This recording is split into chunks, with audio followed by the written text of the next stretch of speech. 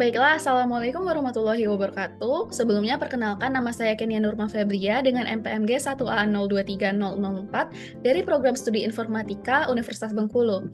Nah, pada kesempatan kali ini, saya akan mempresentasikan bab 4, yaitu tentang Perceptron Learning Rule atau aturan pembelajaran perseptron untuk klasifikasi linear. Nah, materi ini merupakan salah satu fondasi penting dalam bidang kecerdasan buatan dan machine learning. Jadi mari kita mulai ke materinya. Sebelum masuk ke materi inti, ada baiknya kita kenali dulu apa yang akan kita capai dari pembelajaran bab 4. Setelah mempelajari bab ini, kita diharapkan mampu yang pertama, membedakan 3 kategori aturan pembelajaran, yaitu supervised, unsupervised, dan reinforcement. Kedua, memahami arsitektur perseptron beserta decision boundary-nya. Ketiga, menerapkan aturan pembelajaran perseptron untuk memperbarui bobot dan bias. Keempat, memahami teorema konvergensi dan batasan linear separability. Yang kelima, menganalisis mengapa perseptron gagal pada masalah XOR. Dan keenam, merancang perseptron multilayer untuk menyelesaikan masalah nonlinear. Pertanyaan mendasar yang menjadi titik awal bab ini adalah bagaimana cara menentukan matriks bobot W dan bias B secara otomatis agar jaringan dapat mengklasifikasikan data dengan benar. Jawaban atas pertanyaan tersebut adalah learning rule atau aturan pembelajaran. Learning rule adalah algoritma iteratif yang menyesuaikan bobot jaringan secara otomatis. Prinsipnya sederhana, jaringan membuat prediksi, kemudian kita bandingkan hasil dengan target. Selisih antara target dan output inilah yang disebut dengan error. Ditulis sebagai E sama dengan T dikurang A. Error ini adalah sinyal koreksi. Konsep ini pertama kali diperkenalkan oleh Frank Rosenblatt pada akhir tahun 1950-an. Secara umum, aturan pembelajaran dalam jaringan syaraf tiruan dibagi menjadi 3 kategori besar. Yang pertama adalah supervised learning. Di sini kita memberikan input sekaligus target jawaban yang benar kepada jaringan. Jaringan belajar dari contoh-contoh berlabel, contohnya adalah perceptron dan backpropagation. Kedua adalah reinforcement learning, yaitu jaringan tidak diberi target secara langsung tetapi mendapat skor atau reward atas tindakannya. Ia belajar dari hadiah dan hukuman. Contohnya adalah sistem kendali dan game AI. Yang ketiga ada unsupervised learning, jaringan yang hanya diberikan data input saja tanpa label. Ia berusaha menemukan sendiri pola atau struktur tersembunyi dalam data. Contohnya adalah clustering dan competitive learning. Yang akan kita pelajari secara mendalam hari ini adalah perceptron learning rule. Yang akan kita pelajari secara mendalam hari ini adalah perceptron learning rule yang termasuk kategori supervised learning. Untuk arsitektur, sekarang kita pahami bagaimana struktur dan atau arsitektur dari sebuah perceptron. Dalam notasi matriks, output perceptron ditulis sebagai A sama dengan hard limb dari W dikali P ditambah B. Di sini, P adalah vektor input berukuran R kali 1. W adalah matriks bobot berukuran S kali R, B adalah vektor bias berukuran S kali 1. Dan A adalah vektor output berukuran S kali 1. Fungsi aktivasi yang digunakan adalah hard limb. Ia bekerja dengan sangat sederhana, yaitu jika net input N lebih besar atau sama dengan 0, maka outputnya 1. Jika N lebih kecil daripada 0, outputnya 0. Jadi, perceptron pada dasarnya adalah classifier binary yang mana ia memisahkan input ke dalam 2 kelas. Nah, selanjutnya, salah satu konsep paling penting dalam perceptron adalah decision boundary, yaitu garis atau bidang yang memisahkan 2 kelas output. Decision boundary terbentuk ketika net input bernilai 0, yang berarti W transpose dikali P ditambah B sama dengan 0. Ada 3 sifat geometris yang perlu kita ingat. Yang pertama adalah decision boundary selalu tegak lurus atau ortogonal terhadap vektor W. Kedua, vektor W selalu menunjuk ke arah daerah yang dimana outputnya bernilai A sama dengan 1. Ketika bias atau B bertugas menggeser posisi garis decision boundary tanpa mengubah kemiringannya.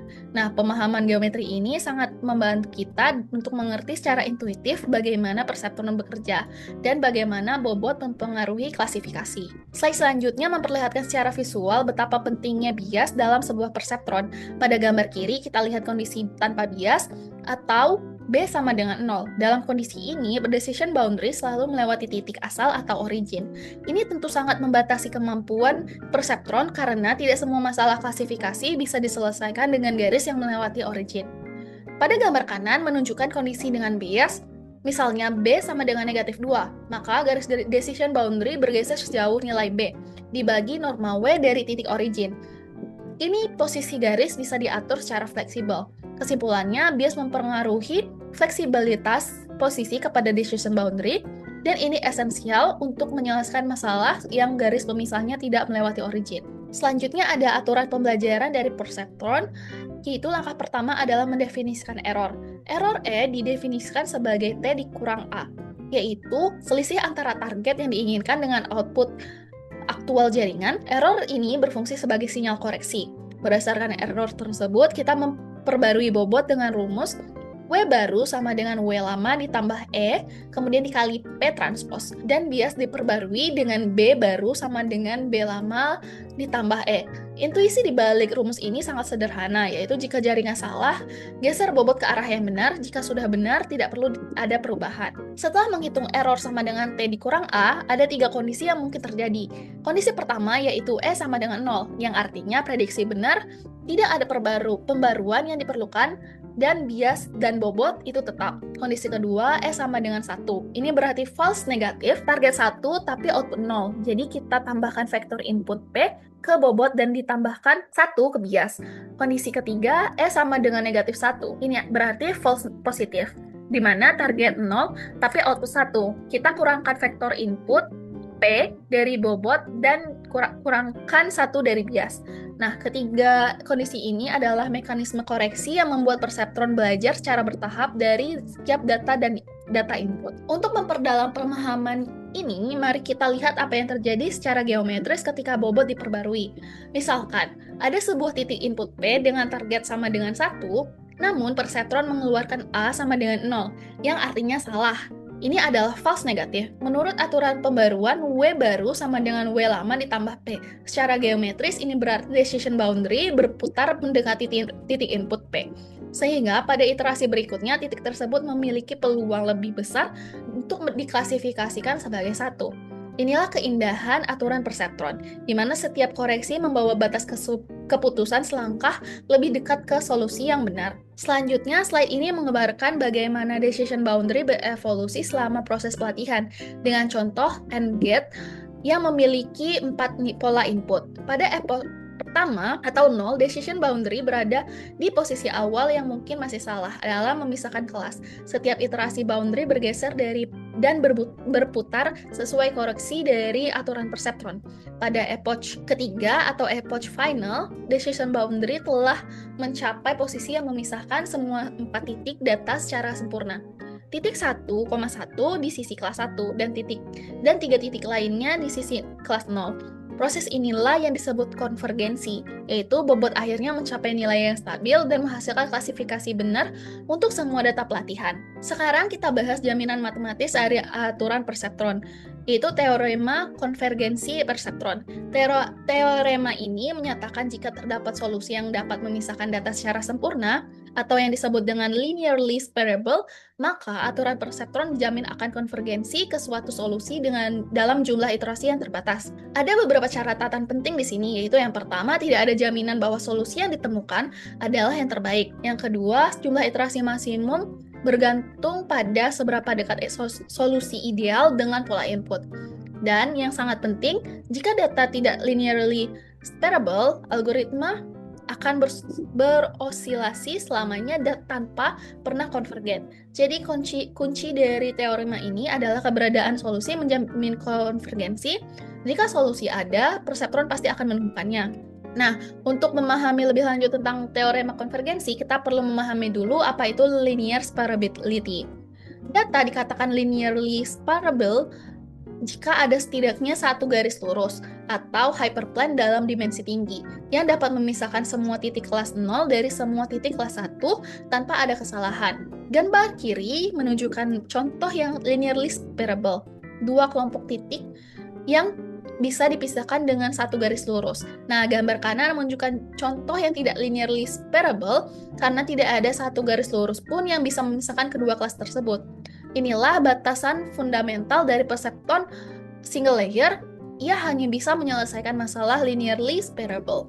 Nah, slide ini menunjukkan simulasi pelatihan perseptron pada data XOR secara visual. Kita bisa lihat ada beberapa decision boundary yang ditandai, L1, L2, L3, dan L4. Setiap boundary adalah hasil dari koreksi pada epoch yang berbeda. Tidak ada satupun yang berhasil memisahkan keempat titik secara sempurna. Inilah efeknya pada pelatihan. Setiap kali satu pola berhasil dikoreksi, pola lain yang sebelumnya benar menjadi salah. Bobot terus berosilasi dan proses pelatihan tidak pernah berhenti. Epoch menuju titik hingga tanpa konvergensi. Ini membuktikan secara visual bahwa untuk data non-linearly separable, aturan perseptron standar tidak akan pernah menemukan solusinya.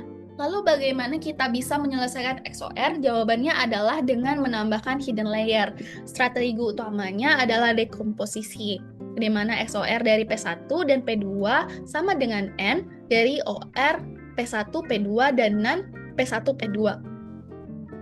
Dengan kata lain, kita memecah masalah XOR yang non-linear menjadi kombinasi dari dua fungsi yang masing-masing linearly separable. Bagi yang tertarik mengimplementasikan perseptron secara langsung, slide ini menunjukkan kode program dalam bahasa Octave atau MATLAB. Sebelum kita tutup, ada beberapa pertimbangan praktis yang perlu kita perhatikan saat memilih perseptron di dunia nyata. Yang pertama adalah urutan data. Urutan presentasi pola mempengaruhi jumlah iterasi yang dibutuhkan. Disarankan untuk melakukan shuffle atau pengacakan data setiap epoch, agar konvergensi lebih cepat. Yang kedua adalah learning rate. Meskipun aturan perseptron standar tidak menggunakan learning rate, ada varian yang menambahkan parameter eta ini. Ketiga, selalu tetapkan epoch maksimum untuk mencegah infinite loop ketika data tidak linearly separable. Keempat, untuk data tidak separable, gunakan pocket algorithm yang menyimpan bobot terbaik selama pelatihan. Kelima, normalisasi input penting jika fitur memiliki skala yang sangat berbeda. Dan keenam, inisialisasi bobot awal kecil atau 0 adalah standar dan tidak mempengaruhi hasil akhir. Slide ini menempatkan perseptron dalam konteks sejarah perkembangan kecerdasan buatan yang lebih luas. Dimulai dari perseptron pada tahun 1958 yang hanya memiliki satu layer dan terbatas pada masalah linearly separable. Kemudian berkembang menjadi multi-layer perseptron yang mengatasi keterbatasan tersebut dengan menambahkan hidden layer. Nah, pada tahun 1986, algoritma backpropagation diperkenalkan, memungkinkan pelatihan jaringan multilayer menggunakan gradient descent pada fungsi error. Ini adalah terobosan yang besar. Pada era 2010-an, deep learning lahir. Jaringan dengan ratusan layer, fungsi aktivasi non-linear yang beragam, dan kemampuan yang jauh melampaui klasifikasi sederhana. Kunci transaksi ini adalah aturan perseptron menjadi inspirasi gradient descent yang kemudian memungkinkan backpropagation yang akhirnya menjadi fondasi dari deep learning modern yang kita gunakan sekarang. Baiklah, mari kita rangkum semua yang telah kita pelajari hari ini. Untuk yang pertama, learning rule adalah algoritma otomatis untuk menyesuaikan bobot dari data. Aturan perseptron menggunakan rumus W baru sama dengan W lama ditambah E kali P transpose, dengan E sama dengan T dikurang A. Kemudian decision boundary selalu tegak lurus terhadap vektor bobot W dan posisinya ditentukan oleh bias atau B. Konvergensi dijamin hanya jika data bersifat linearly separable. Nah, perseptron single layer memiliki batasan fundamental, yaitu ia tidak bisa menyelesaikan masalah non-linearly separable seperti XOR yang membutuhkan multilayer. Dan yang paling penting, konsep error-driven weight update adalah fondasi dari semua algoritma supervised learning modern, termasuk backpropagation dan deep learning. Baiklah, itu adalah seluruh presentasi saya untuk bab 4 tentang perseptron learning rule. Terima kasih telah menyimak, semoga bermanfaat. Wassalamualaikum warahmatullahi wabarakatuh.